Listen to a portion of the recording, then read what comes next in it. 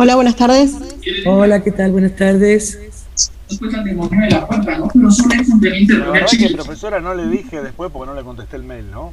Ah, Lo útil que me resultó el libro que me aconsejó, el de, el de Braguerex, esa, qué sé yo. el de Anderek es bárbaro, porque para los pibes es bárbaro. Muy, muy bueno. La verdad me sirvió un montón. De hecho, Es un después libro me de pregunta por los... secundaria. En realidad es para secundaria, por eso, pero ampliado, por eso me parecía interesante. Bueno, mejor así. Lo que pasa es que yo no lo tenía en PDF, porque lo había bajado, yo lo tengo en papel, pero no lo podía bajar porque ¿viste? Es muy grande y no me lo permitía mandar por mail. Por eso te decía que lo buscaras si lo encontraste sin problema en la red. Sí, sí, lo conseguí enseguida. Bien. Es más, ni siquiera es tan pesada la versión que conseguí. Ah, la mía era muy pesada, por eso no la podía mandar por mail. Si quiere Tenía después que sí. pasarla a un Drive. Y Claro, la cuenta de Yahoo no tiene Drive. claro. Entonces era pasarla, no podía. Y el de Lori Senata también sirve para todo tu marco teórico. Sí, sí, Sanata sí, una barbaridad también lo tenía, pero el otro muy claro porque, como usted decía, es más de secundario, tiene hasta otro formato, como otra cosa. Conciso, documentos que podés usar con los pibes, que están al final de cada capítulo. Sí, sí. Bueno, mejor así entonces. Profe, perdón que pregunte, ¿qué Dale. temas abarca el libro que le recomendó Alexis? Alexis tenía que hacer unas prácticas sobre América Latina, y el libro es, si mal no recuerdo, es Historia de América Latina de Eger-Brass, y la otra persona se llama Gallego, y no me acuerdo qué otro autor. Son un par. Que es de editorial Maipú, o Mapu, no me acuerdo porque cambiaron de nombre. Teresa, Gracias. Teresa Eger-Brass, Gallego, que no me acuerdo el nombre, y no sé si es Mapu o Maipú, porque cambió primero una editorial, después era otra. Después, si a alguno le interesa tenerlo, porque la verdad es práctico para el secundario, se los tiro por el grupo o algo por el estilo, que por el Classroom, por el WhatsApp va. Si no lo mandas por Classroom, no hay problema. O lo subo al Classroom, sí. Sí, Es dale, un dale. libro de resumen de toda la historia de América Latina explicada para los pibes de secundaria.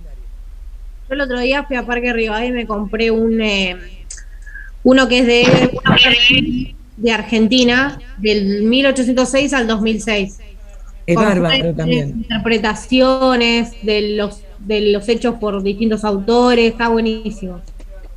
Son unos libros de secundaria que en realidad no lo podría tener solo un pibe, porque es muy denso para que estudie toda una materia desde ahí. Pero sí les puede servir a ustedes como actividades para poder buscar algo, o textos cortos. Todo depende si los pibes tienen manuales o no tienen, eso vieron lo que hay en la biblioteca. Esos de Teresa Eger-Brass son muy interesantes, están muy bien. Marisa Gallego es la otra persona, que debe ser también el de Argentina, porque trabajan juntas siempre.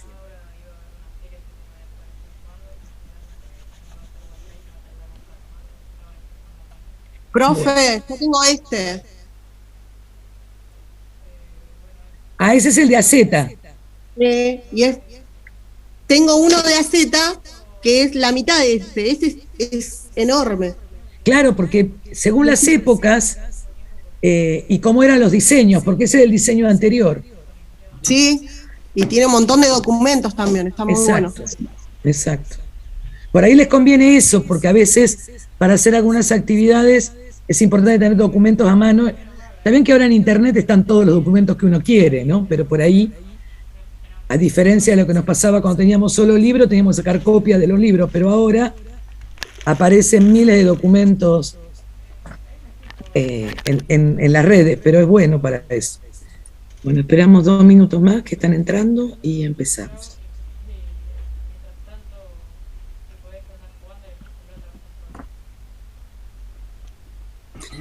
Si alguien llega a necesitar algo y les puedo ayudar, mándenme un mail como hizo Alexis para recomendarle algo, lo que fuere, me dicen. Quédese tranquila que después le mando otro. Bueno, por supuesto en los tiempos que me quedan, pero yo contesto, tardo pero contesto. Yo no sé. Gracias, si soy profe. yo, es mi computadora. ¿Alguien ve una rayita roja con unos cositos blancos que van moviéndose No, arriba de la pantalla? no. Bueno, entonces evidentemente es algo en mi computadora, vaya uno a saber qué es. Mientras sea la computadora y no tus ojos, está todo bien. Mira para otro lado y fíjate si no ves una rayita. Que no, porque a veces viste que te puede pasar. ¿No les pasó nunca que le hacen como chispitas a veces los ojos? Alguien dice que los ojos salen más baratos que la computadora. Algo de razón tiene, más barato un par de lentes que una computadora. Bueno, vamos a empezar. Recording in progress. Bueno, buenas tardes. Hoy lo que vamos a trabajar es, ¿se acuerdan que la última reunión que tuvimos, o clase, para llamarlo de alguna manera, habíamos trabajado, tengo problemitas con la luz hoy, pero bueno, cambié el sistema, ahí está. ¿Ustedes me ven más o menos a mí? Sí. Ahí está. A mí me molesta un poco. Bueno, la idea es que habíamos trabajado, ¿se acuerdan? Con los primeros populismos, ¿sí? Que eran a principios de siglo, y ahora íbamos a empezar con los populismos clásicos, y la idea es que hoy vamos a trabajar con la crisis del 29 y la crisis del 30 en América Latina. ¿Ustedes ya vieron en Mundial la crisis del 29? Bien, entonces ya venimos de algún lugar en común. Vamos a trabajar que en América es en el 30, no en el 29, obviamente. El crack del 29 es en Estados Unidos y para nosotros es en el 30. Y vamos a trabajar específicamente con el gobierno de Vargas, que va a ser el primero, ¿sí?, de los gobiernos conocidos como populismos clásicos. Después vamos a trabajar con Cárdenas y después vamos a trabajar con el tema de Arbenz en Guatemala para poder llegar de alguna manera al 52, que es la revolución boliviana, sí, que son gobiernos previos, porque hay como un corte en el momento de la revolución cubana en 1959. Digo, ahí tenemos un quiebre. Entonces vamos a trabajar ahora en el periodo previo, hasta que se instala la Guerra Fría, y a partir de ahí tenemos otra serie de factores, entre ellos primero la revolución boliviana y después tenemos la revolución cubana, como para hacer una especie de recorte acercándolos a lo más contemporáneo de alguna manera. Bien, a ver, vamos a ver si puedo compartir.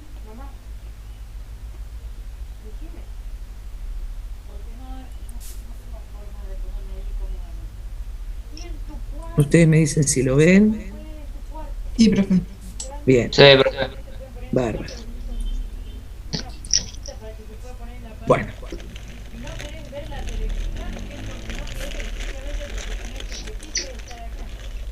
El periodo que vamos a trabajar en líneas generales es 1930 a 1950. Y recuerden que lo que veníamos nosotros es un modelo agro-minero exportador. Ahora hay un agotamiento de esa economía de exportación y la búsqueda de un nuevo modelo, que para nosotros va a ser el SIP, que es el sistema de sustitución de importaciones primarias, en principio.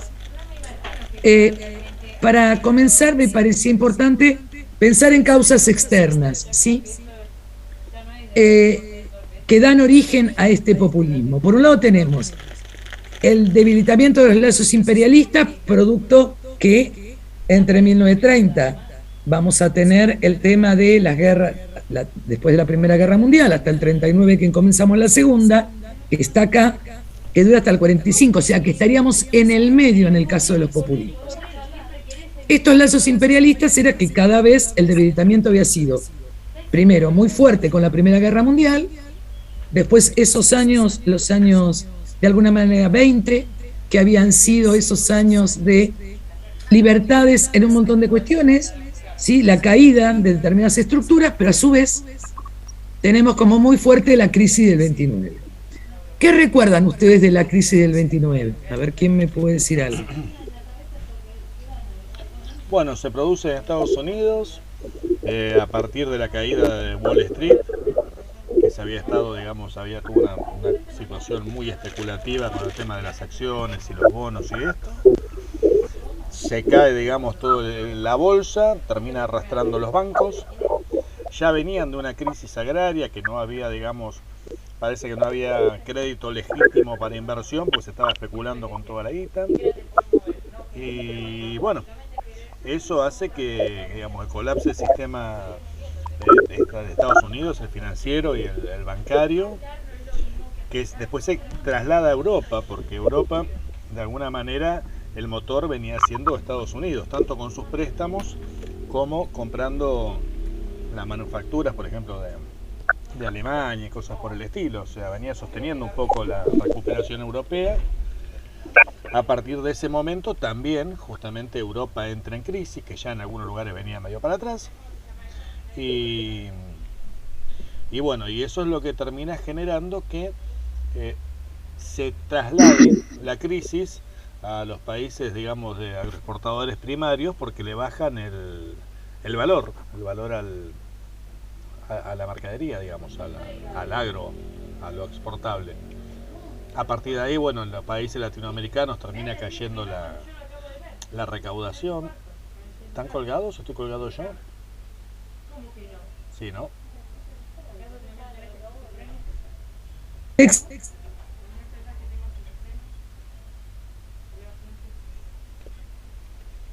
De producción en algún momento, pero esta era una crisis financiera, de especulación, de manejo de bancos. Está relacionado con esta crisis del 29 que Alexis estaba explicando, con el debilitamiento de estos lazos imperialistas que se iban rompiendo tanto con Gran Bretaña como con Estados Unidos en algún lugar. No era Centroamérica, ahora vamos a ver las diferencias. Y el tema de la Segunda Guerra Mundial. Si nosotros pensamos en América Latina, lo que tenemos es esto de la crisis económica hace que caiga la bolsa. Pero por ahí lo que nos interesa a nosotros es que esto genera una situación social muy fuerte, desempleo, y Estados Unidos busca un nuevo modelo, que va a ser el que Roosevelt va a llamar el New Deal, ¿sí? Que aplica desde 1933. Y este New Deal es una intervención en el liberalismo y en la estructura toda liberal norteamericana con base en el Estado, en un Estado intervencionista, que para poder hacer la ocupación de la gente se dedica a aumentar la obra pública, fomentar el consumo interno y entregar en realidad créditos a pequeñas y medianas empresas. Si uno piensa, este rol del Estado es el mismo que va a tener también en los populismos. Sí, o sea que hay como un antecedente hay un New Deal que pone de vuelta al Estado con un rol de intervención. Y tanto el New Deal como la Segunda Guerra Mundial van a ser los motores de este Estados Unidos que le va a permitir volver a crecer. El tema era que en América Latina, nosotros teníamos una estructura, ¿se acuerdan? Que era semicolonial, porque era como esta nueva relación que había entre nosotros como vendedores de materia prima, un neocolonialismo, y Europa como vendedores de productos elaborados, en esta división internacional del trabajo. Y que además estaba coordinada o dirigida por oligarquías, que eran dueñas, que eran dueñas de, en realidad, esas materias primas o de esos campos, y en las que se dedicaban a la exportación.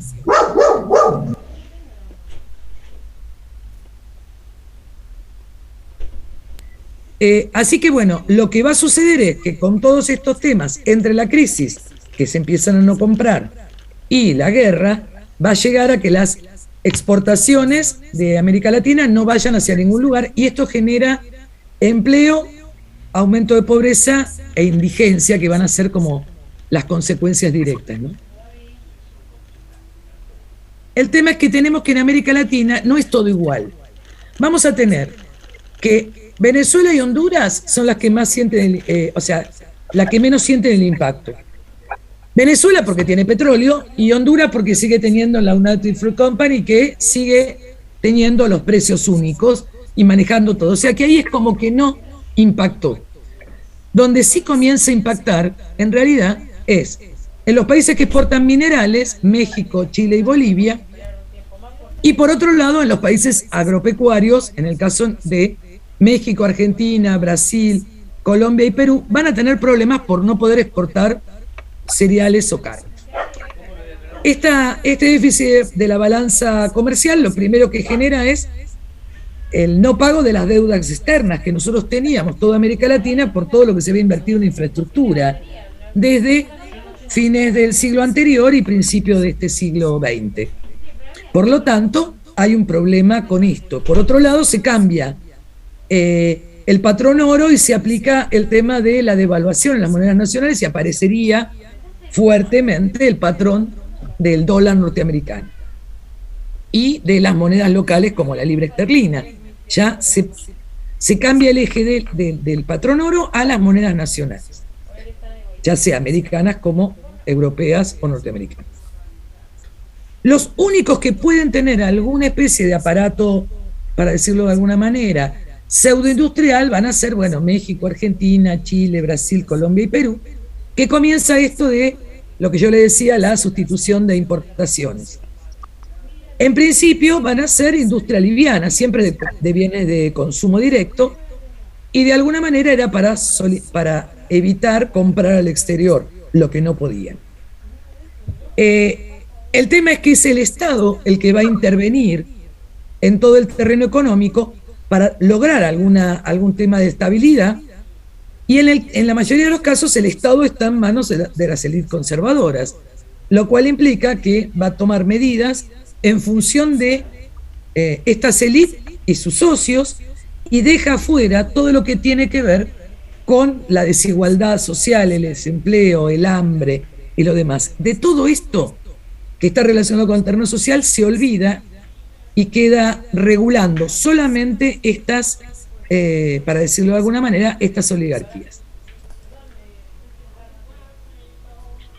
¿Qué va a generar todo esto? Bueno, esto que la baja de los precios genera desocupación, la gente del campo se termina yendo a las ciudades, se establecen las villas miseria primero y posteriormente de emergencia en la Argentina, las callampas en Chile, favelas en Brasil, Cantagril en Uruguay, o sea, son la gente del campo, se va a la ciudad y se establece, por supuesto, en las márgenes de las grandes ciudades para conseguir algún tipo de trabajo o changa, y después va a terminar haciendo barrios muy precarios alrededor de dichos lugares, ¿no?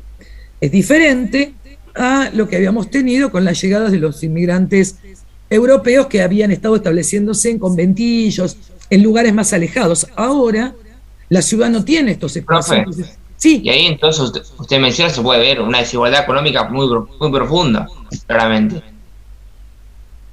Sí. A ver, dejo porque así los veo. El tema es que la desigualdad se marca muy fuerte en función que estos gobiernos conservadores van a tratar de resolver su problema económico, son los dueños de las materias primas, ¿sí? Y la gente no tiene que comer, porque se trasladan del campo a la ciudad a buscar comida.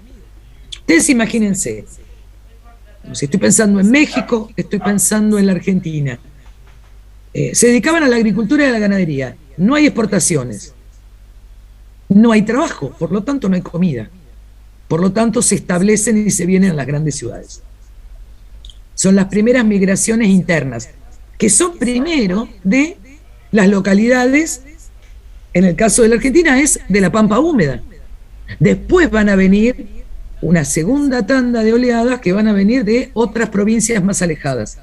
Pero en principio son de los primeros lugares donde toda la economía estuvo basada en ganado y agricultura. Lo mismo pasa en México, a los alrededores de la Ciudad de México. En Brasil va a ser alrededor de distintas ciudades porque va a depender de la producción.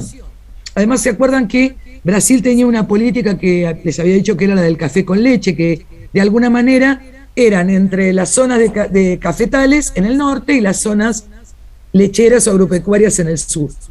Bueno, estas zonas son las que no exportan y por lo tanto comienzan a establecerse las favelas alrededor de las principales ciudades, ¿sí? ¿Preguntas hasta acá? Ahora, fíjense, Estados Unidos tiene la crisis, tiene el mismo problema.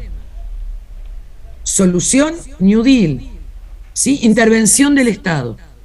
De alguna manera, lo que va a hacer los populismos va a ser una intervención del Estado. Por supuesto que es diferente, porque también es diferente quiénes son los dueños de la tierra en Estados Unidos y quiénes son los dueños de la tierra en nuestros grandes latifundios. Digo, hay diferencias. Pero tiene que ver con un Estado intervencionista.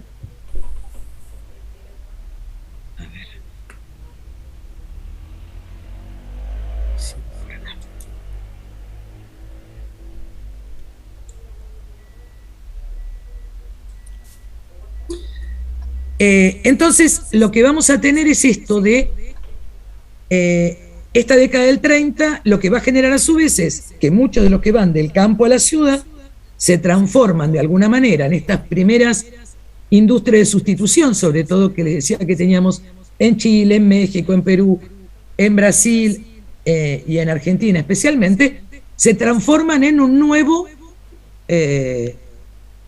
sector importante que va a ser una clase trabajadora, que ya teníamos desde los inmigrantes europeos, pero que es diferente. Y comienza a generarse un movimiento obrero organizado, pero ya no con ideas anarquistas y socialistas, sino más pegado a lo latinoamericano. Y esto trajo de alguna manera que aparecieran nuevas formas de movimientos nacionales o populares, que están basados en esta idea de mayores modelos de industrialización. Es así como nos va a llevar a lo que yo les decía que habíamos visto, unas causas externas, y ahora lo que vamos a ver es unas causas internas. Las causas internas, es como que no es que el populismo se da la noche a la mañana, sino que hay una conjunción de elementos. Desde lo interno tenemos el agotamiento de este modelo agrominero exportador, el inicio de la industrialización sustitutiva de importaciones y la emergencia de estos sectores populares obreros. Y lo que falta acá es la caída de la representación de estas oligarquías en los gobiernos, ¿sí? ¿Preguntas hasta acá? Bueno, sigo, si no me dicen y me interrumpen, ¿sí? Me pareció importante mostrarles, este es un pintor que se llama Camilo Egas, este cuadro es de 1900, bueno, este lo conocen más, de 1933, se llaman Trabajadores sin Hogar, que es en Ecuador, ¿sí? Los trabajadores, fíjense incluso, para mirar las pinturas, que tienen trajes, ¿no? El trabajador era el que iba con un saco, zapatos, ¿sí? Este era el trabajador que de golpe en el 33 no tenía ningún tipo de trabajo y viven en realidad en las calles. Y este otro cuadro, que es del 34, por ahí lo conocen más, es de Argentina, de Berni, y habla de los desocupados. Y fíjense lo que significa la ropa de un trabajador desocupado, ¿no? Tenía otras características a lo que podemos pensar hoy en un trabajador. El trabajador, en realidad, lo que sucede acá, en este cuadro, si miramos, aparece incluso los lugares de origen, ¿sí? Porque uno puede decir, en Buenos Aires no hay montaña, pero de alguna manera lo que está representando es todo el territorio argentino está teniendo desocupados. Y en este caso, desocupados, hombres y mujeres, y chicos, que no aparecían en los relatos. Aparece solo el movimiento obrero como si fuera de hombres, donde hay muchas fábricas a las que van a ir a trabajar mujeres. Bueno, ¿preguntas hasta acá? ¿Se entienden causas externas, causas internas? ¿Cómo se entremezclan? y de alguna manera en cada uno de los países se va a resolver de la mejor manera posible según las características. Entonces, no van a ser exactamente iguales, pero tienen causas comunes, insisto, externas, europeas e incluso de Estados Unidos, ya, de la propia América, y a su vez las causas internas dentro de cada uno de los países. ¿Preguntas hasta acá?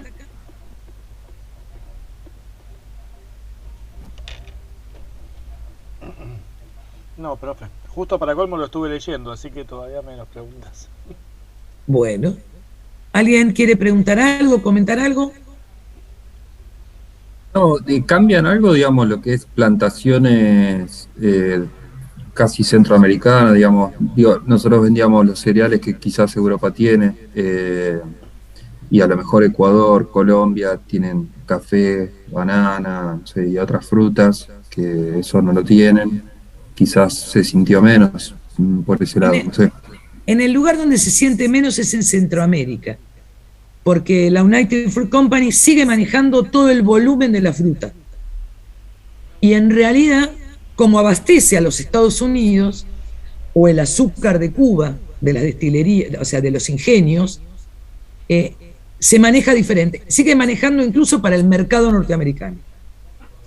En el caso del café, por ejemplo, tiene una caída brutal, porque también hay algo en Europa, primero que hay algunos cafetales que se pueden establecer en África. Sí, aparecía algún tema de café en África, como había pasado con el caucho, que deja de estar en Brasil y se establece en el África, cuando se dan cuenta que es el mismo clima y que pueden trasladar las mismas plantitas y que crecen bárbaro. Digo, de alguna manera, esto hace que lo trasladen a otro lugar. El té queda trasladado a la India, entonces ya no necesitaba en Estados Unidos, en el caso de Gran Bretaña, y de hecho esas colonias, ustedes saben que la descolonización de Asia y de África se hace a partir de los años 60, 1960, estamos hablando ayer, ¿sí? Si uno lo piensa, comparativamente a los 200 años que nosotros manejamos de la independencia de América. Entonces, es muy poquita la diferencia. Siguen siendo los lugares donde se van a ir trasladando. Pero Brasil va a intentar diversificarse en algunas otras cuestiones. También es cierto que es en Brasil donde aparece el primer populismo de los clásicos, que va a ser el de Vargas, el de Getúlio Vargas, ¿sí? Y que es anterior incluso al peronismo, que tiene cosas en común y cosas no tan en común. Lo mismo pasa con Cárdenas, tiene cosas parecidas, pero cada uno es propio. ¿Por qué esto? Si bien el populismo es un fenómeno que uno puede medir, como vimos la otra vez, políticamente, sí, con categorías, después en cada uno de los países tiene características propias, ¿sí? Que tienen que ver con las distintas relaciones de producción en cada uno de los países y la cantidad de personas o no que tengan cada uno de esos países, ¿no? También hay un tema muy particular.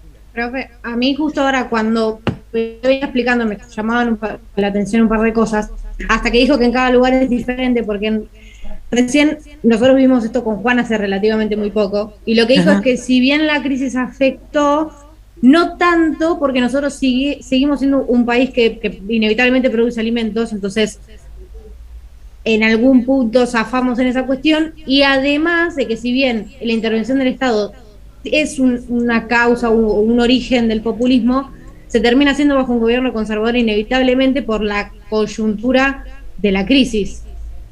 No sé si se entiende lo que digo. Sí, entiendo, por ahí puedo discrepar con alguna cosa con Juan, de que necesariamente por eso tenga que ser un gobierno conservador. ¿A qué llama el gobierno conservador? Si lo llama a la de élite o llama a los populismos, pero bueno, esas serán discusiones de marcos teóricos diferentes. Al populismo no, al populismo no, justamente. Al populismo no. De hecho, estuvimos hablando de la alianza entre los terratenientes y el sector industrial que empieza a surgir, y a eso se refiere. Pero estaban hablando anterior, o sea, claro, lo que sería entre el 30 y el 40. Exacto. Ok. Que esto no es lo que pasa en Brasil, porque el problema es que cuando veamos ahora a Vargas es en ese periodo. O sea, en realidad, más allá de que se extiende hasta el momento en que Vargas se suicida, y le acabo de spoilear el final de la vida, digo, hasta el momento, de alguna manera, es diferente, pero sí es cierto que los que intervienen primero el Estado son la política esta conservador que nosotros llamábamos oligarquía. De hecho, son los que organizan los estados. ¿Quiénes van a consolidar los estados hasta ahora? Ese tipo de partidos. O sea, no había otro que lo pudiera consolidar. ¿Qué eran? Conservadores en lo político y liberales en lo económico. ¿Se acuerdan que tenían el tema de la exportación libre absolutamente? Entonces, la apertura para el ingreso de todos. Pero sí, en ese periodo sí, Leila, es lo que dice Juan. Una pregunta, perdón. Sí, dale. Durante este periodo, ¿no?, de crisis, qué sé yo, en realidad seguimos exportando algo. Porque yo calculo que siempre algo habremos exportado. Lo que pasa es que ya, digamos, habían bajado los precios, exportaríamos menos cantidad y ganaríamos menos en el cambio. Pero no es una cosa que directamente se frenó completamente y no, pero o exportás con las condiciones del pacto Roca-Russellman, por ejemplo. Exacto. También. Exacto. Y ni pensar en el periodo de guerras. O sea, ustedes piensen que nosotros exportamos, en la Argentina estoy pensando, ¿no? Y me meto en territorio que no me corresponde. Durante la Guerra Civil Española, que es previa a la Segunda Guerra Mundial, sí se envían alimentos desde la Argentina. Ahora, después no podíamos sacar más barcos. Había una especie de acuerdo para enviar barcos a Europa, pero era un problema porque nos habíamos manejado neutrales para seguir exportando. Pero a medida que avanza la guerra se nos va a pedir a la Argentina, a Brasil, específicamente que declaren la guerra, ¿no? Porque a Estados Unidos no le conviene que nosotros seamos un país neutral porque seguimos abasteciendo de comida al resto del mundo. O sea, no es que éramos neutrales porque éramos tan inteligentes en relaciones internacionales de decir nos llevamos bien con todo el mundo, sino para poder seguir exportando. Si nosotros declarábamos la guerra no podíamos sacar un barco más. ¿Por qué? Porque podía ser tomado por otro, pero si era neutral podíamos abastecer de comida a ambos. Lo que es cierto es que nosotros con ese grano lo que hacíamos, entre otras cosas, era pagar la deuda que teníamos. Nosotros teníamos una deuda infernal, nosotros, México. Toda la modernización, ¿se acuerdan? Los capitales que habían venido de Europa a poner sus bancos y en realidad hacer todas las inversiones que eran el ferrocarril. Bueno, todo eso era deuda. Nosotros lo pagamos con alimentos. Entonces no teníamos una balanza comercial de decir, bueno, mando un barco y me mandan tanto. Aunque no me enviaran dinero, el solo hecho de ir cancelando esas deudas permitía cierto desarrollo. Ahora, eso no significa que si no se ponía el Estado muy fuerte a dirigir el proceso de industrialización, de sustitución de importaciones, la gente no comía. Sí, porque tenía un montón de gente en que no trabajaba. Había aumentado la población y se había venido a las ciudades. Entonces, acá era un tema, el mayor tema del populismo, por lo menos de cómo resolver, es este gran ejército, para decirlo, como diría Gramsci en algún lugar, este gran ejército de reserva, que era un montón de trabajadores que no trabajaban. Y que no trabajaban porque venían de trabajar en el campo y que había que enseñarles a trabajar en las industrias. Y para lograr estas industrias, el único capital que podía usar era el capital nacional. ¿Quién iba a invertir acá para poner una fábrica si el mundo estaba en guerra o estaba muy cercano a la crisis o a la guerra? Bueno, los norteamericanos, estuve leyendo que habían invertido muchísimo en este momento acá. Pero después de que salen de la crisis, porque lo primero que hace Estados Unidos es retirar todo lo que puede y resolver con su Estado interventor. ¿Sí? O sea, esto también tenemos que tenerlo en cuenta, que se cierra con este Estado tan fuerte y toda la política de Roosevelt del New Deal, ¿no? Encerrarse. Después comienza a producir y aparece toda la teoría de Henry Ford de hacer que el auto, el Ford sea tan barato, el Ford T, que cada uno de sus empleados pudiera comprar su propio auto, porque era generar el consumo. Nadie podía pensar en que pensaran en que el obrero comprara un auto. Bueno, pero esto generaba mayor cantidad de consumo, mayor producción, mayor dinero, después vienen las exportaciones. Pero hay un periodo donde se cierra y es totalmente proteccionista Estados Unidos. Después es el gran liberal, pero cuando necesita es proteccionista, ¿eh? Cierra las fronteras y subsidia a los granos para que no se compren en otro lado. Entonces, subsidia a sus productores agrícolas también. Bien. ¿Preguntas? Yo, Dale. Romina, ¿cómo fue la disciplina del trabajo en Latinoamérica? O sea, para poder enseñarle a este campesino a trabajar en una industria, ¿cómo fue? ¿Fue gradual o cómo se manejó? De dos maneras en líneas generales. En un principio eran los aprendices. La gran cantidad de industria no eran las grandes fábricas, sino que son talleres, ¿sí? Y en estos talleres tengo a alguien que es el aprendiz, ¿no? Es aquel que le enseñan algo. Si uno piensa, yo pienso en mis abuelos y hablaban de que iban y aprendían tornería con un tornero en una pequeña fabriquita para otra. Después se comienza a industrializar. Entonces pensemos que la educación no es obligatoria, que no hay escuelas, o sea, y que se empezaba a trabajar a los 12, 10 años. Entonces son aprendices primero. Y después, esto por un lado. Y después, a medida que se va consolidando el movimiento obrero, las fábricas tienen escuelas. ¿Sí? De hecho, Volkswagen, que tienen ustedes cerquita en San Justo, tenía una de las escuelas más importantes. La Mercedes-Benz, hoy es una escuela técnica, pasada a la provincia de Buenos Aires, pero era la escuela para su propio personal. Estoy pensando, todo lo que era escuela técnica que se va a generar, estoy pensando en la técnica 8 de La Matanza, que queda entre Luzuriaga y Ramos, que es el Newbery, que es la que hace motores de aviones. Digo, y estas se generan, ¿sí?, a partir de las necesidades. La técnica 5 que está al lado de la Coca-Cola. Bueno, esa la técnica 5, yo no sé si sabes que está entre la Coca-Cola y la Coca-Cola de este lado. Yo digo la otra técnica, que es la que está al lado de la Candela, donde estaba antes la Candela de Boca, que está sobre Camino de Cintura. Bosco, Avenida Don Bosco, ¿no es? La de Don Bosco es la 8, la de Aeronáutica. Pero ahí hay una, que no me acuerdo cómo se llama esa técnica. Sí, hay una metida, Luzuriagas. Esa. Exacto, la técnica 6. ¿Puede ser? Está la técnica 12, Italia, ahí sobre Camino. Esa, la 12. La Italia, perfecto. La Italia era una fábrica alemana. ¿Sí? Yo no lo sabía hasta que estuve. Y tu camino de cintura. Exacto, esa. En esa escuela era una fábrica alemana de armas que había en la Argentina, o sea, más que de armas era de todo lo que tenía que ver con metal mecánico. En el momento de la guerra se expropian las fábricas, ¿sí? En el momento que Argentina declara la guerra, y pasa a ser una escuela, y una escuela técnica, pero había sido una fábrica alemana. Digo, hasta eso, miren dónde estaba, ustedes imagínense lo que era esa zona en los años 40. Era absolutamente nada, las fábricas se radicaban en las afueras.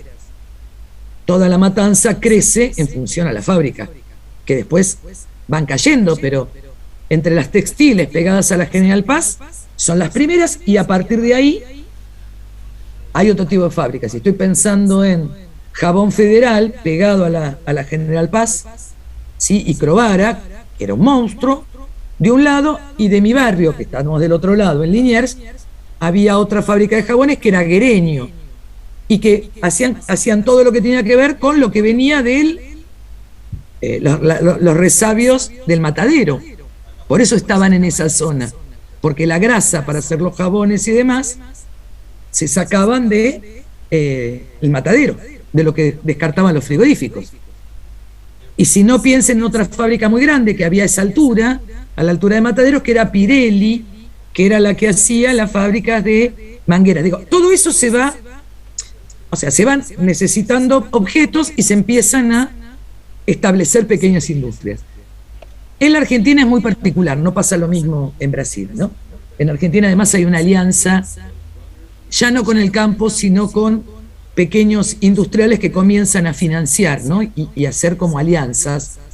entre estos sectores nuevos llegados, que muchos eran los hijos de los inmigrantes que habían generado, desde 1910, habían generado algún recurso, y eran los que empezaban a invertir en estas fábricas.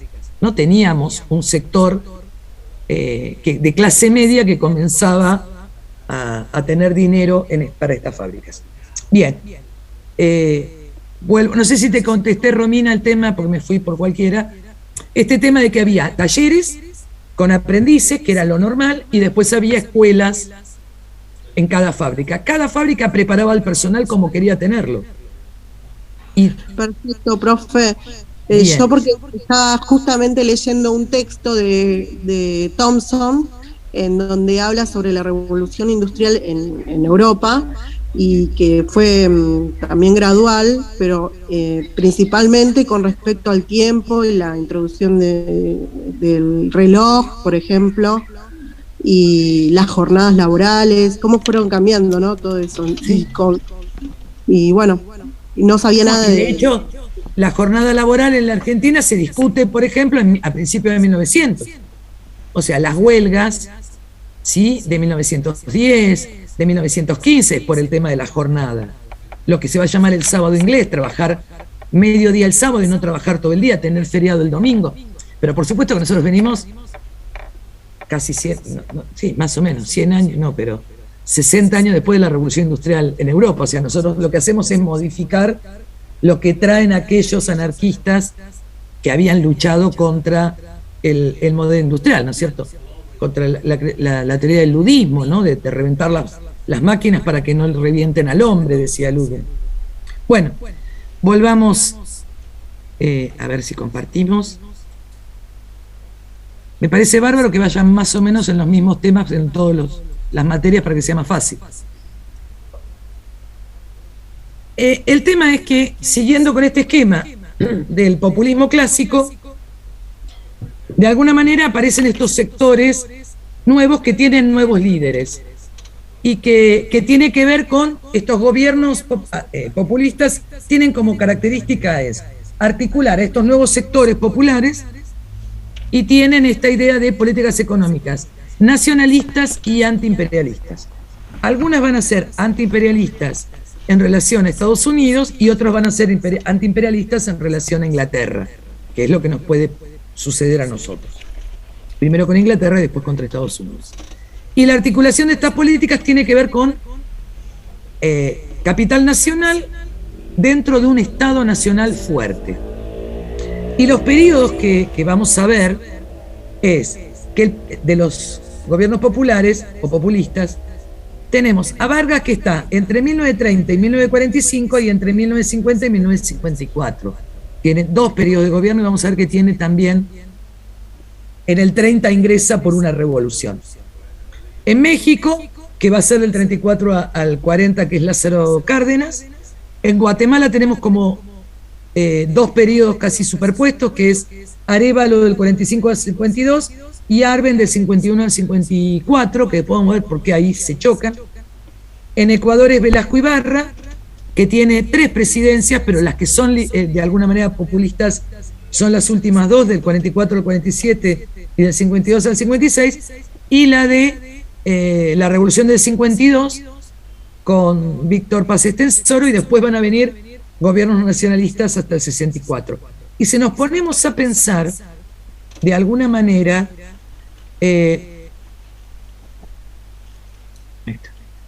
si nos ponemos a pensar, todos estos gobiernos terminan con la primera oleada de golpes de Estado. Excepto la Argentina, que tiene un golpe de Estado en el 30, ¿sí? El resto de América Latina no necesitó golpe de Estado porque en realidad no había gobierno de ningún otro sector que no fuera oligarquía. Acá el problema es el radicalismo. Empiezan las primeras oleadas muy fuertes de golpe de Estado. ¿Por qué? Porque uno de los problemas que tiene el populismo, problemas o características, para decirlo así, es que para este Estado conforman además muy fuertemente ejércitos. O sea, hay una conformación de ejércitos poderosos, ¿sí? Poderosos con generales poderosos. Y de hecho, muchos de los líderes populistas eran militares. O sea, hay como como una ubicación de estos militares muy fuertes que después terminan siendo utilizados para los golpes de Estado y que van a comenzar en la década tenemos en el 55, pero también vamos a tener en Brasil, sí, hay como una etapa entre el 50 y el 60 o el 70. Después tenemos algunos gobiernos, o sea, a partir del gobierno de Salvador Allende en América Latina democráticos, y después tenemos en los 70, a mediados del 70, en el 73 vamos a tener la caída de Salvador Allende, pero bueno, en la Argentina el 76, vamos a tener en Bolivia también el golpe de Estado, ¿sí? En Uruguay, lo que después vamos a conocer como el Plan Cóndor de alguna manera, pero hay como una organización de golpes de Estado, porque los hay en Perú, los hay en Bolivia, los hay en Ecuador, ¿sí? Toda América Latina termina estando regida por gobiernos militares. Y con economías, ¿de qué tipo les parece a ustedes? Estos gobiernos son autoritarios, liberales. O sea, es volver a lo que de alguna manera el populismo les había impedido hacer. ¿Sí? Que no eran políticas liberales, sino que eran proteccionistas. Entonces, los gobiernos militares, en líneas generales, nunca son gobiernos militares, sino que siempre son cívico-militares, ¿no? O sea, sectores, la economía, el Ministerio de Economía siempre está en manos de civiles en toda América Latina. No hay militares en los ministerios de Economía, a no ser que algún militar que pertenezca a algún sector civil, pero en líneas generales son civiles, porque son, de nuevo, estos sectores de la oligarquía que son liberales y que quieren volver a retomar el poder económico, ¿sí? Porque los gobiernos populistas no tienen poder económico. Si son sectores, insisto, que tenían basada su economía en el modelo agroexportador. Después va a haber un ensamble después en los 80, del 80 y el 90, donde se juntan los mismos que tienen campos, también tienen grandes empresas. Esto también sucede. Pero insisto, cada país es diferente. En la Argentina se dan todos los procesos, en otros países se van dando por réplicas algunos y otros no. Nosotros tenemos como un desarrollo, insisto en esto, por la aparición del irigoyenismo, de alguna manera un primer gobierno populista que en otros países no aparece, la Revolución Mexicana, pero recuerden que empieza en 1910 y todas las vueltas que tiene hasta transformarse en algún gobierno popular que va a terminar siendo el de Cárdenas, porque los demás eran contra, ¿se acuerdan como decía Mirés, no? Este carrusel de revolución, aparece una por izquierda, una por derecha, nacionalizan el suelo, pero después son anti-iglesia, anticlerical, y después terminan siendo la revolución de los cristeros, los que siguen a Cristo, digo, van a ir cambiando. Bien. No, lo curioso, lo que me llama la atención, ¿no? Es que si justamente se abandona el modelo liberal, es fruto de la crisis. Uno tiende a pensar que la coyuntura obligó a abandonar el modelo liberal, porque después estos golpes que restablecen esa economía liberal da la sensación de que están corrigiendo algo que se eligió de antemano, cuando en realidad más que elegirse fue una situación semi-impuesta. No sé si me explico a lo que voy. O sea, no es que un grupo de tipos se hizo con el poder, gobiernos populistas impusieron ese modelo. El modelo más bien ayudó a generar los gobiernos populistas, que es distinto. Por eso de alguna manera decía que hay causas externas e internas. No, estas externas no se hubieran dado de ninguna manera si hubiéramos seguido sin guerra y siguiendo exportando. Por supuesto no se puede hacer ningún tipo de historia antifáctica. Digo, no puedo saltar y decir qué hubiera pasado, sí, no puedo. Pero la realidad es que me obliga a esto la coyuntura en ese momento, ¿sí? Y también después hay que modificar esa coyuntura y también desaparece el modelo de New Deal en Estados Unidos. O sea, deja de ser importante ese intervencionismo del Estado y se corren. Aparece otro tipo de economía, ¿sí? Una economía liberal. En los 70 los Chicago Boys, el tema de una escuela de Chicago donde la idea es el endeudamiento, y el préstamo, digo, hay otra política que va a ir cambiando. Entonces, se van dando de determinadas maneras. Lo que es real es que en América Latina se van dando como cuestiones al mismo tiempo, siguiendo la dependencia económica que tenemos, porque el tema es ese. Podía haber algún desarrollo propio, pero inmediatamente era una dependencia económica. Y cuando no había dependencia económica, aparecen los golpes de Estado. Cuando puede haber desarrollos nacionales que no necesiten, que no se llegó, pero bueno, que se podría pensar que no necesitaran de el mercado internacional, es ahí donde hay golpe de Estado. Uno de los problemas es que el desarrollo siempre es de bienes de consumo, no hay desarrollo de industria pesada. Hay alguna acería, ¿sí? Pero no hay desarrollo de industria pesada. Sí, se hacen ferrocarriles, sí se hacen barcos, pero hay otras cosas que no se hacen. Bien. ¿Preguntas, cuestiones? Bueno, la idea es que veamos entonces... No, digo, igual que Tulio, los populismos también han ingresado a través de revolución, digo, no siempre. Sí, entran a partir de golpe.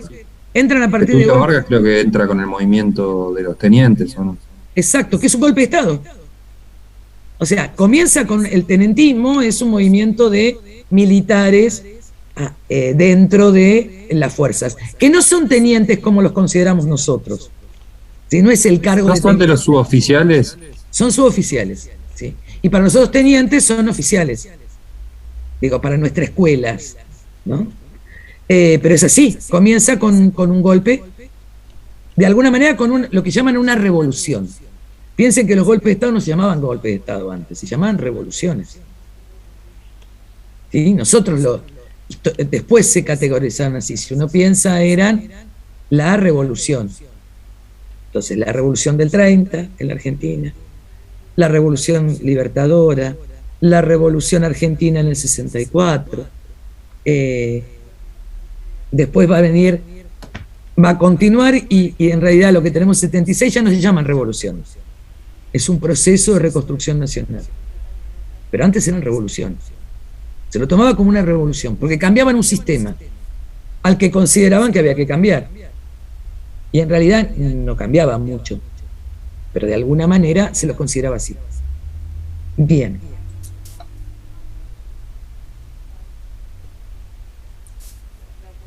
Entonces, estos son los que vamos a llamar de alguna manera populismo clásico y son los que vamos a trabajar. La idea es que hoy veamos el tema de Getúlio Vargas. Y acá hay como, si bien el periodo de Brasil entre el 30 y 54 en realidad está cortado en el medio, ¿sí? Del 30 al 54 como el periodo de alguna manera de injerencia de don Getúlio Vargas. Asume la presidencia en realidad en el 30 a partir de la revolución esta que decías vos del tenentismo, ¿no? Y donde se propone una política económica de desarrollo industrial, reconocimiento de los derechos a los trabajadores, crea el Ministerio de Trabajo y Previsión. Miren que es muy parecido a lo que va a suceder después. Atiende a demandas de la clase media, acá no existía un partido como el Partido Radical, y da en crédito para el consumo. Asume con el discurso nacionalista y en el 34 gana las elecciones. O sea, está dentro de ese periodo de la revolución y aparece como electo presidente. Brasil tiene como dos grupos muy fuertes, antagónicos, que son, estamos hablando a partir del 34 al 38, que son, por un lado, un grupo fascista muy parecido al estilo de Mussolini, y por otro lado, un partido comunista muy fuerte. Cuando asume Vargas, en el 35 lo primero que prohíbe es el Partido Comunista, porque además muchos de los tenentistas provenían de algunas ideas socialistas y esto no les gustaba demasiado. Lo que hace es romper primero con el Partido Comunista y en el 38 prohíbe esta alianza fascista. Y queda como único Frente Popular lo que después va a ser el Partido de los Trabajadores. Estando en el gobierno, genera lo que va a llamar el Estado Novo. Lo anterior es lo que los historiadores reconocen como la República Vieja, que era lo que nos había quedado desde la independencia con esta estructura pseudo-imperial que había tenido. Así que hasta ahí era la República Vieja, si bien era una república porque era independiente, pero decía que había, con esta política de el café con leche, de las grandes oligarquías, de alguna manera, lo que había significado el imperio portugués estando viviendo en Brasil. Que esto también hace que fuera diferente y además no habiendo tenido guerras de independencia como nos había pasado en el resto de América Latina. Se establece este Estado Novo del 37 al 45 y en realidad cuando tenían que hacerse las elecciones del 37, Getúlio Vargas dice directamente que iba a haber un golpe de Estado por parte de los comunistas, suspenden las elecciones y se proclama el Estado Novo, antes de terminar con el periodo que tenía que hacer, que terminaba en el 38. O sea, en ese momento dicen, se va a poder hacer las elecciones a fin de año, porque ustedes saben que en Brasil asumen en enero, entonces no iban a poder asumir en enero del 38. Conclusión, proclama este Estado Novo y lo primero que hace es, interviene el poder legislativo, el poder judicial y prohíbe todos los partidos políticos. Fue una pregunta, ¿por qué es semidictatorial? Porque en realidad, bueno, a ver, esperen que vuelvo a salir.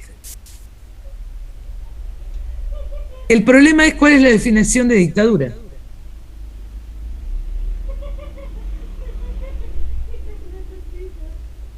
¿Quién me puede decir cuál es la definición de dictadura?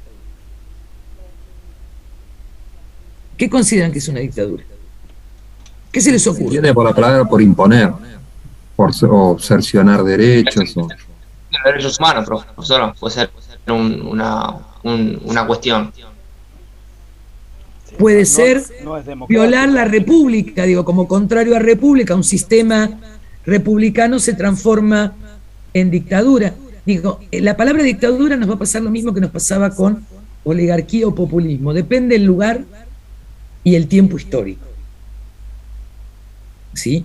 Si yo le preguntara a alguien una dictadura, y me podría hablar de la dictadura del proletariado y me estaría diciendo otra cosa.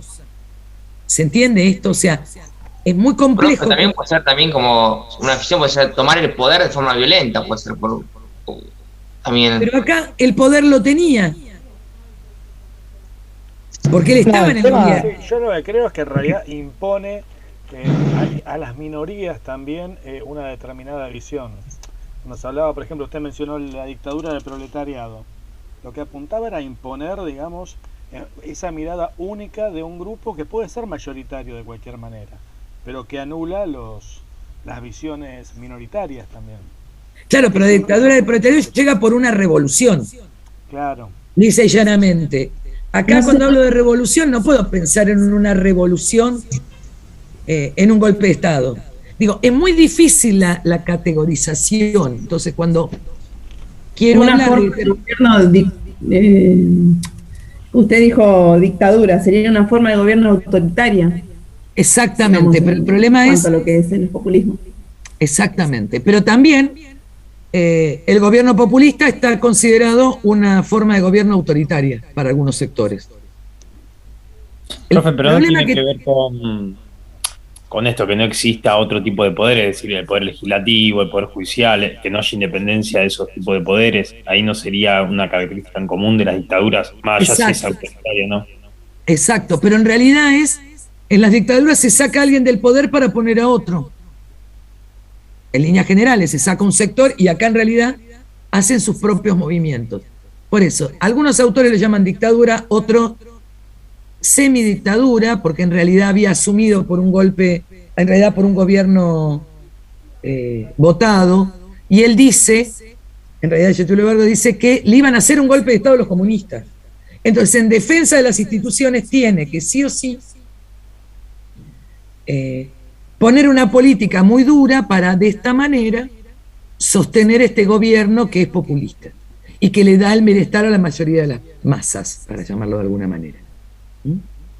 Digo, insisto en esto que es muy difícil la definición según cada momento y cada lugar. Por eso, cuando aparece esto de semidictadura o semidictatorial, sería, de alguna manera, concentra todo el poder, porque el poder ejecutivo ya lo tenía. Lo que hace ahora es unir el poder legislativo y el poder judicial. Y aparte no deja, perdón, profe, aparte no deja participar a otros partidos políticos, no hay elecciones, digo, no hay nada. Se rompe con las instituciones republicanas, digamos. Exactamente. El tema es...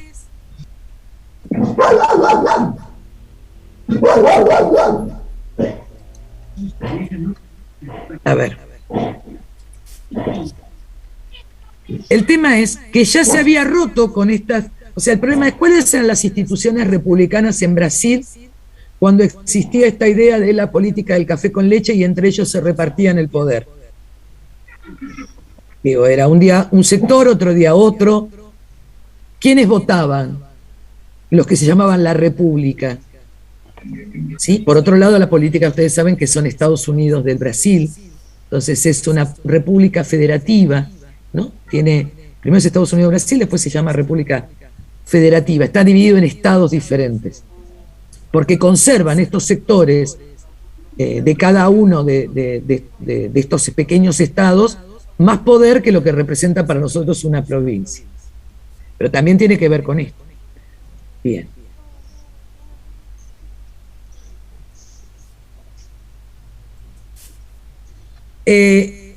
La realidad es que durante todo este periodo, es el periodo que va del 37 al 45, o sea que está dentro del periodo paralelo a la Segunda Guerra Mundial, del 39 al 45, son políticas nacionalistas, moderniza la administración pública, lo primero que hace es abolir impuestos aduaneros internos, porque si no había que pagar, recuerden que lo mismo pasaba, pero en Buenos Aires tenemos un solo puerto, acá había muchos puertos que para poder exportar tenían que trasladar la mercadería y se les cobraba la aduana interna, lo que había pasado, ¿se acuerdan? En la época de Rosas.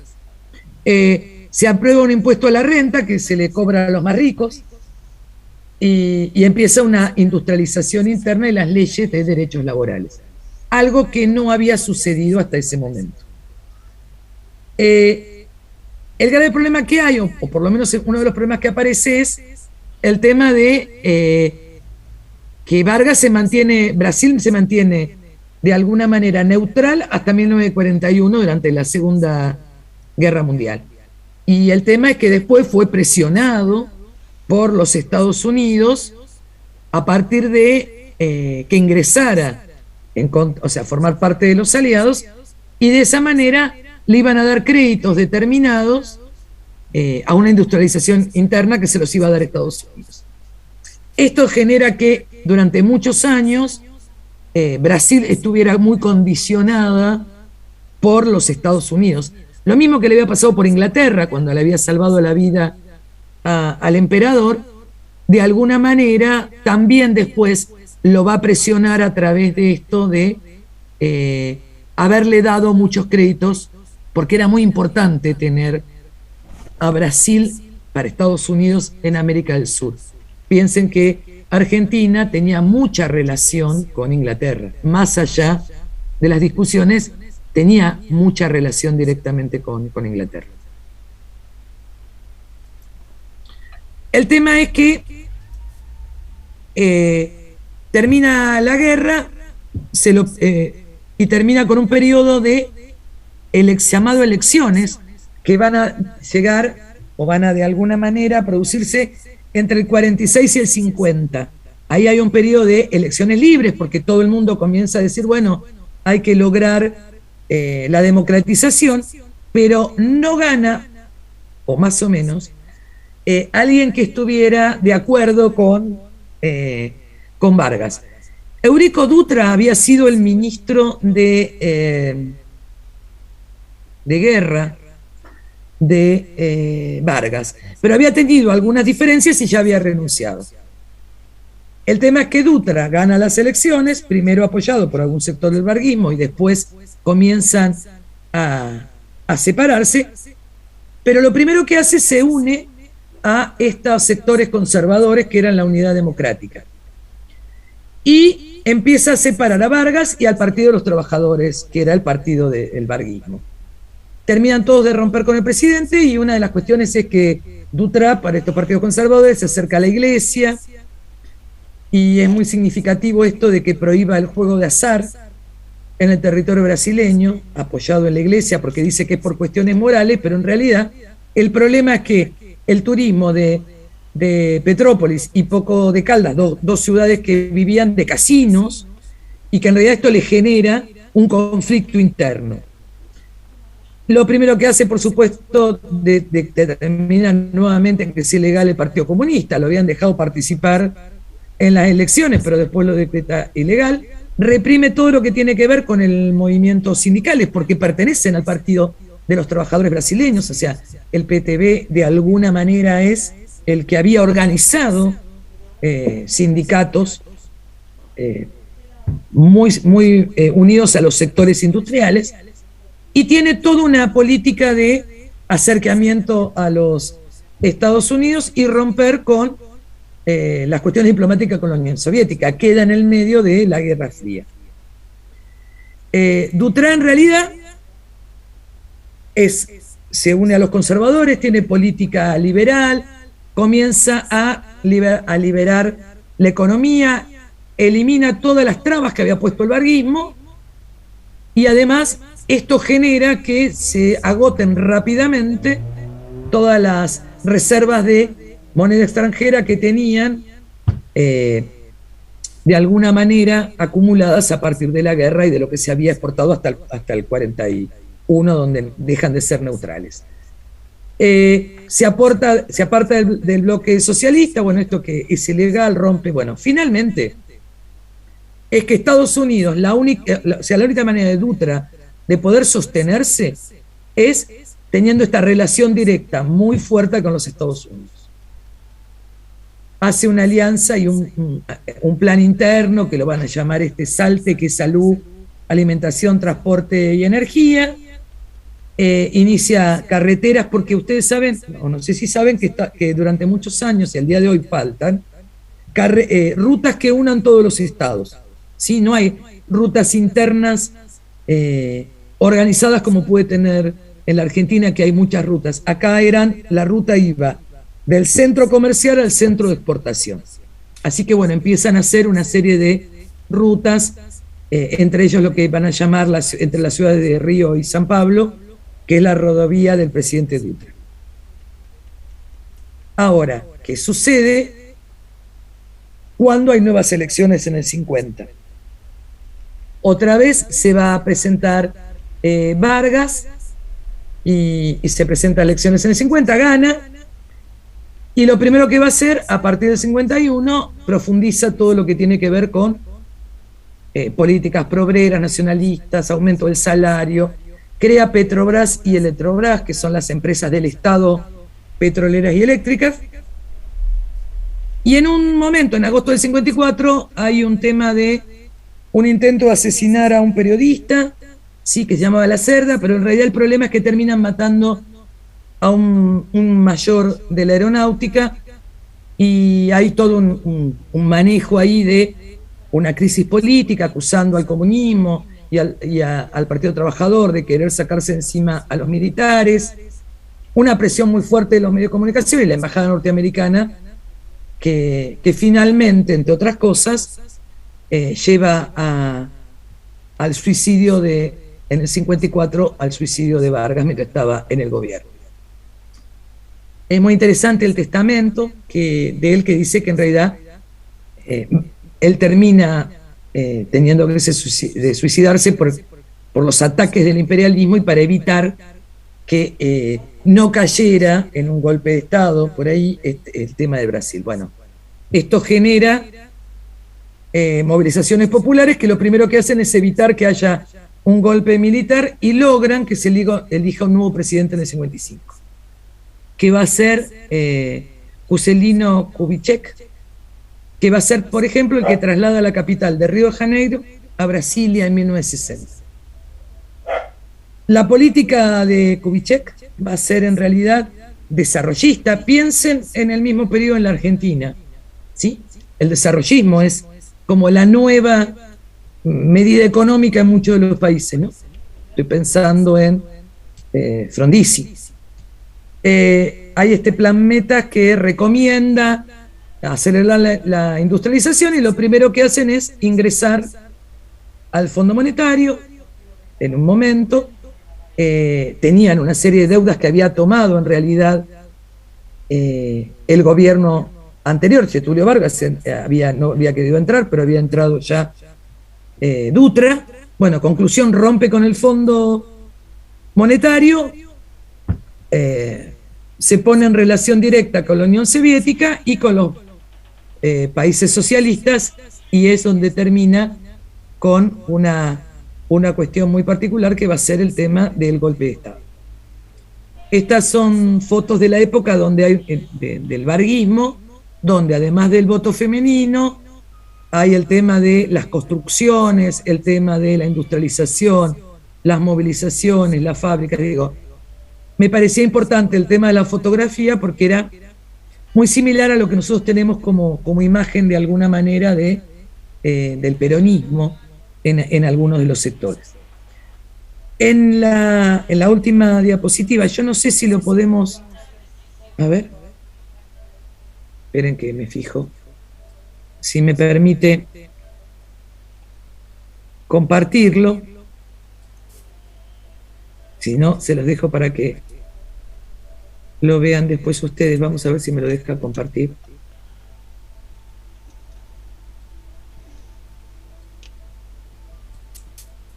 Ustedes me dicen si se puede compartir y si no, se los dejo para que lo vean.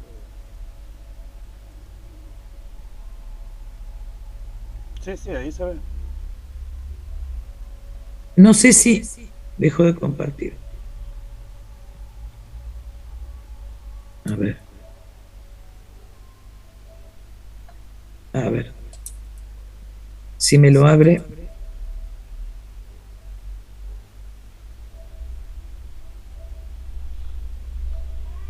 Esperen que estoy inventando porque no tengo la menor idea. Si puedo compartir.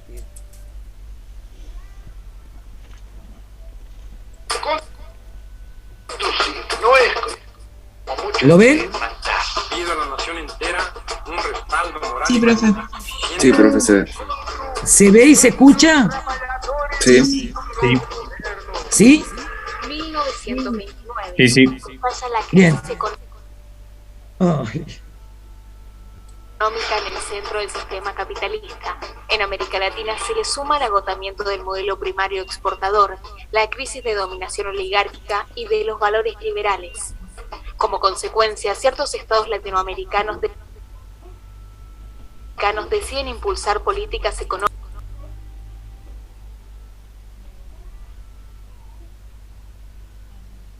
No se silencie, profe. ¿Por qué no lo pone del principio que ya cargó y le da tiempo para que vaya cargando?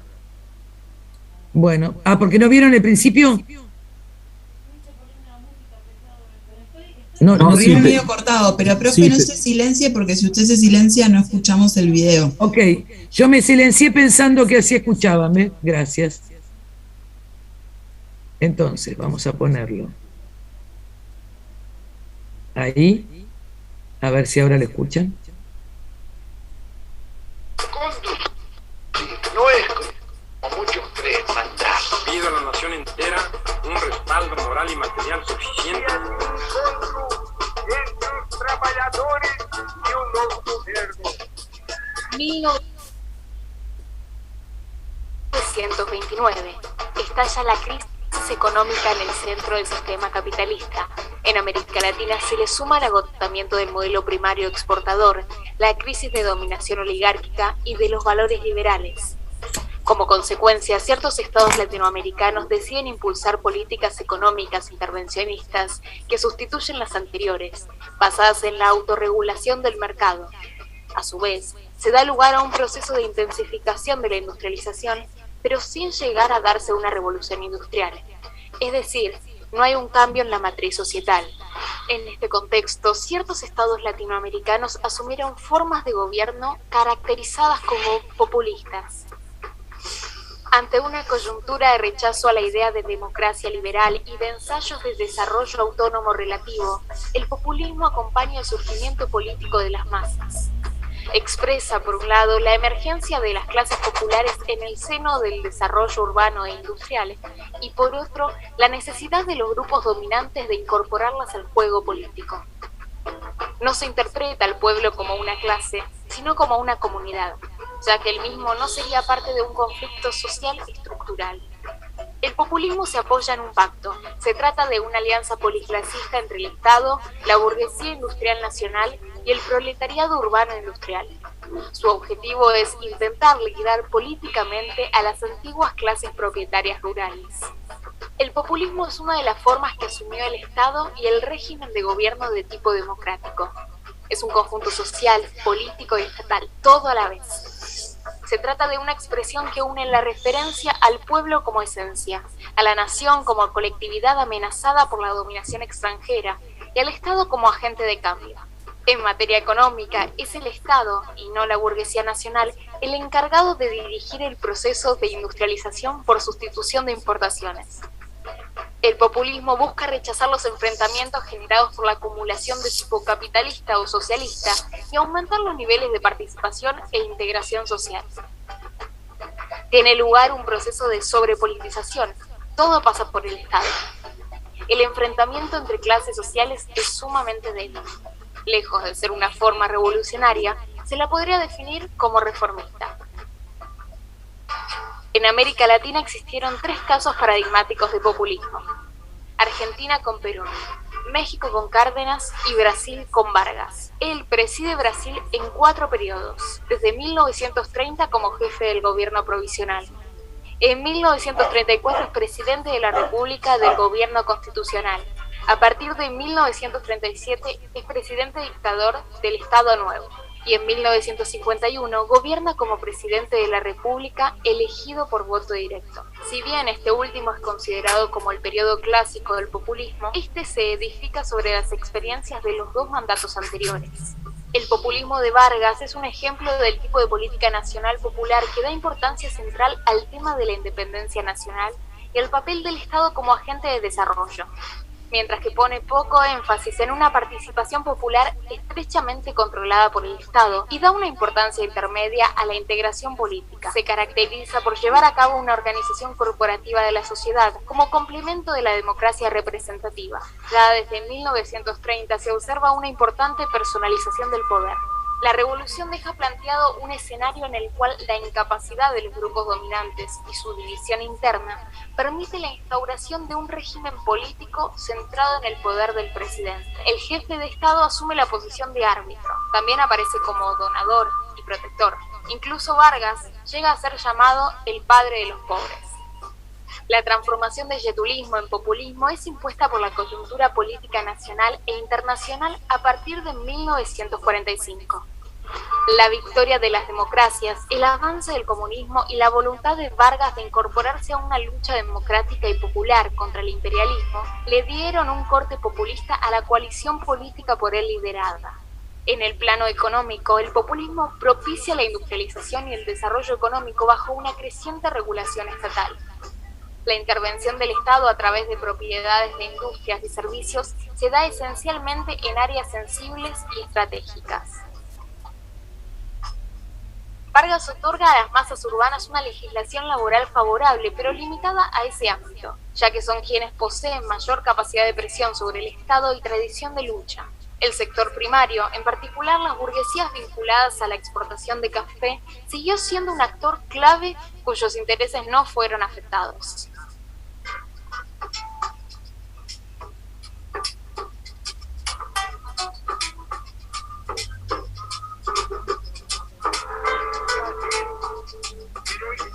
Quanto se faça necessário ao vosso progresso. Podeis ir todos os recursos ao nosso alcance, pois de vós teremos apenas boa vontade e cooperação. Senhor Presidente, levanto a minha taça pela felicidade pessoal de vossa excelência, seus ilustres ministros e demais auxiliares de governo aqui presentes. Una vez logrado el derecho al voto, La reivindicación de ciudadanía para los trabajadores latinoamericanos pasa a ser foco en cuestiones tales como la legislación laboral favorable y un sentido difuso pero importante a no ser considerados como ciudadanos de segunda clase. Es así que las masas que obtienen los nuevos empleos creados por el desarrollo urbano industrial dan el primer paso hacia la conquista de su ciudadanía social y política. Las demandas populares de la sociedad hacia el Estado se expresan por mediaciones corporativas, especialmente a través de los sindicatos. El ciudadano trabajador desplaza al ciudadano individuo y los derechos sociales, mucho más que los políticos y los civiles, se extienden y se hacen efectivos. Si bien el líder populista tiene la posibilidad de donar una ley favorable, una vez establecida la legislación laboral como derecho, cuando un asalariado reivindica su puesta en práctica, la relación de donación desaparece. A pesar de existir una relación paternalista asimétrica, se reconoce la igualdad de los ciudadanos. Además, la participación política de los sectores populares implica el ejercicio de cierto grado de libertad efectiva, desconocido e imposible en la etapa oligárquica.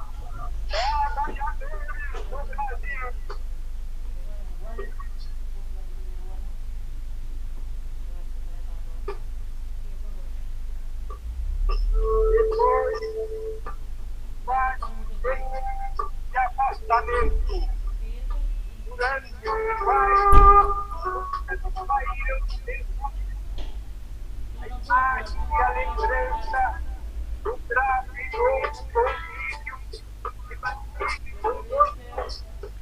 Eis outra vez aqui ao vosso lado para falar com a paciência antiga.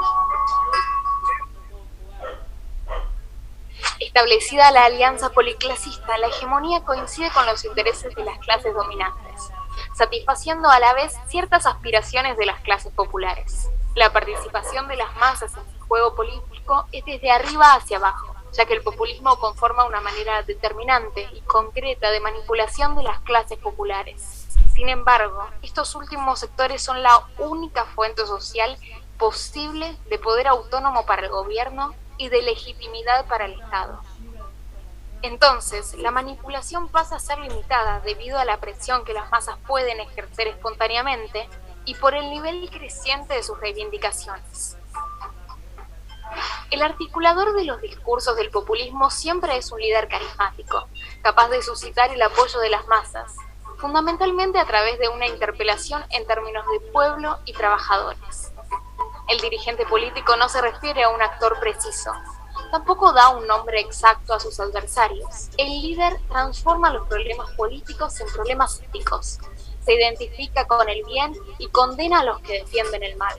La importancia del Estado es central. Es el instrumento de liberación, de lucha contra los enemigos del pueblo. Pero no se trata de un Estado institucional, sino de la personificación de una totalidad completa, la patria, la gran mayoría o las multitudes anónimas.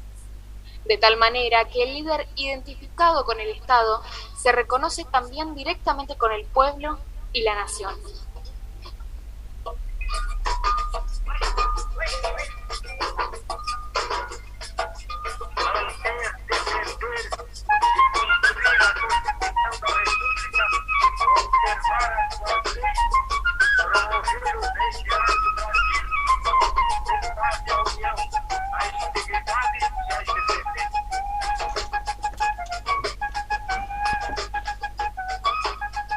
El populismo tuvo como peculiaridad haber surgido en tanto forma de dominación en condiciones de vacío político en las cuales ninguna clase detentaba la hegemonía ni era capaz de asumirla. A su vez, la ambigüedad fue nota distintiva de los populismos latinoamericanos.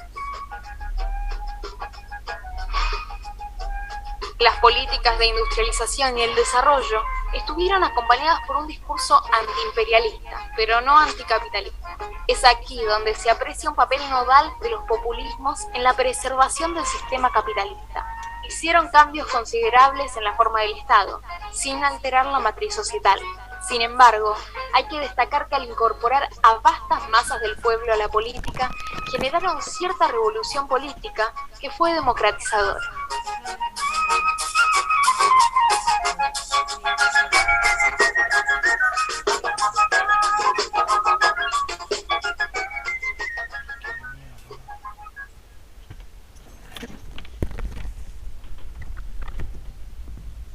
Bueno. Es otro. ¿Preguntas? Juega. Esperen que se ve que dejé prendido. Cuando digo la maternidad estoy diciendo el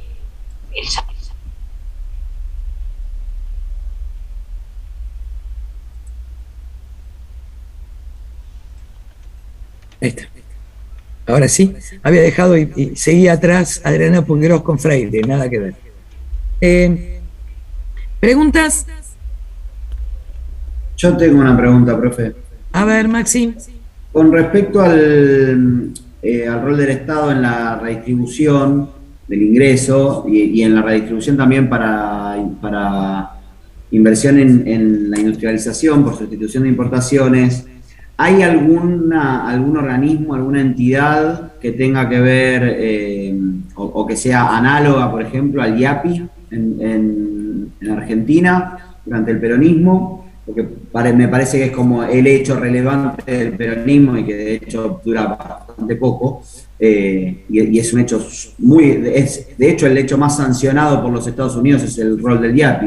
El resto de las cosas que se hicieron durante el peronismo no llamaban demasiada atención, pero el instituto sí.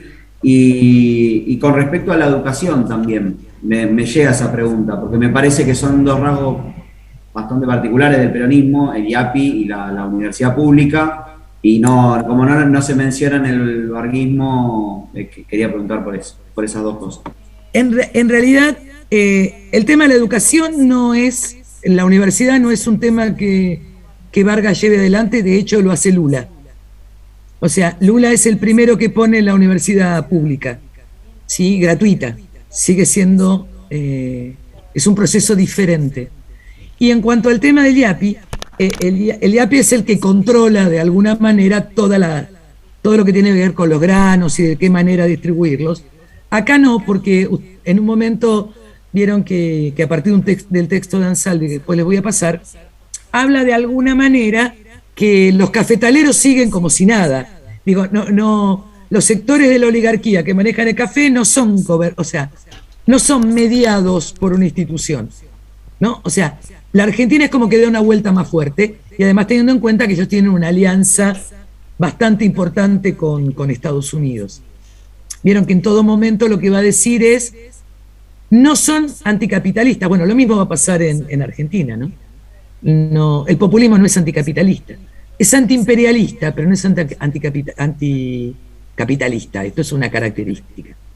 Pero bueno, el IAPI, no hay una organización como el IAPI. El peronismo se define como tercera vía, digo. Exacto. Ni Yankee acá no llega todavía, porque es previo. No se corre nunca del marco del... Exacto. En el caso de Brasil no existe este organismo, porque en realidad no regula desde ese lugar, como no se preocupa de la educación. Piensen que en Brasil lo que va a poner de alguna manera adelante Vargas está más relacionado con una escuela primaria que nosotros ya teníamos por Sarmiento, ¿no? Digo, hay como un proceso que viene como, a ver, como si yo lo dijera, estoy diciendo una barbaridad, pero es como corrido, ¿sí? Digo, hay reformas que hace que nosotros la teníamos previamente. Nosotros ya teníamos escuelas nacionales para tener maestros, y entonces la educación superior en realidad era secundaria, pero de alguna manera establecía que lo teníamos desde antes. Lo que hace el peronismo es poner la universidad gratuita y pública, cosa que no va a llegar a ser Vargas, insisto, lo termina siendo Lula. Digo, está como pensado desde otro lugar. Por otro lado, es el primer movimiento populista. El resto después se va reacomodando según las características, ¿sí? Así que en principio yo no conozco que exista algo similar al IAPI, porque ese sí es un poder muy grande, y ese poder está en contra de las oligarquías, porque se mete en el corazón de la exportación. Entonces compra todo al precio que determina el IAPI y después lo exporta. Acá no, acá se lo deja exportar, los cafetaleros exportan por su lado, no importa. Se hace un gravamen sobre esa exportación, pero es un negocio directo que nunca pierden.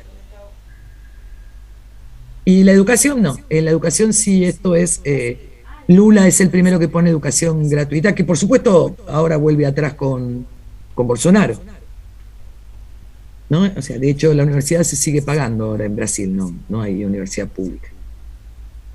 Por lo menos gratuita, hay una pública, pero no es gratuita.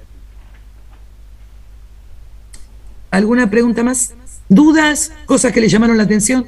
Me parece que el video es interesante, igual lo tienen ahí para después verlo, pero hace como un resumen desde distintos autores. Y, bueno, él lo llama, Ansaldi lo llama dictadura, pero una dictadura que de alguna manera después tiene un voto popular, ¿sí? O sea que dice finalmente que el último gobierno sería el que llega a ser elegido por el voto popular.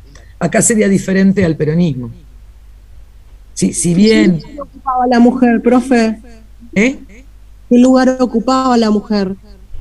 No hay un lugar. Sí va a votar, sí, y como parte del movimiento obrero, pero no hay una rama femenina dentro del varguismo que yo conozca como organización en los sindicatos. Sí hay representación de mujeres sindicalistas según los sectores de trabajo, pero no en el papel que tiene la rama femenina en el periodo peronista con la figura de Eva, que esto también es diferente, no existe en otro lugar esa figura tan fuerte de la esposa del presidente, no como esposa del presidente, sino como Eva Perón, que más allá de la esposa de Perón, ¿no? O sea, la fundación Eva Perón es más allá del presidente.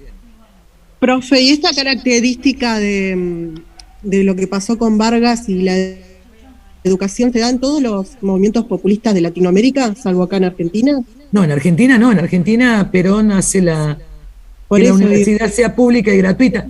Pero insisto, nosotros tuvimos como la revolución de 1918 en las universidades, donde piden la representación. Digo, porque tenemos en el medio un movimiento popular de alguna manera, de los primeros que va a ser el radicalismo. O sea, hay otras cosas que no se dieron en otros países. Por eso digo, en cada país es diferente. Nos cuesta mucho mirarlo desde la Argentina, porque nosotros tenemos como otra idea de las cosas, cuando acá se está desarrollando como si viniera detrás. No digo, a ver si se entiende, no estoy diciendo que uno es mejor que peor, lo que digo es, son combinaciones históricas diferentes, por estructuras diferentes. Y por ahí tiene que ver con la centralización de Buenos Aires, los inmigrantes en Buenos Aires, los movimientos desde Buenos Aires que no suceden en Brasil, que está como muy diversificado. Profe, ¿las primeras universidades de Latinoamérica fueron acá en Argentina o públicas? ¿O en qué otro país más? No, universidades hubo, la primera universidad es en realidad es la de Paraguay, la primera que existe, que es la de Paraguay y la que había y la universidad que había en el Alto Perú. Digo, ahí teníamos universidades que eran de la iglesia, ¿no? Eran clericales. Bien, sí, no te hagas problema, Leila.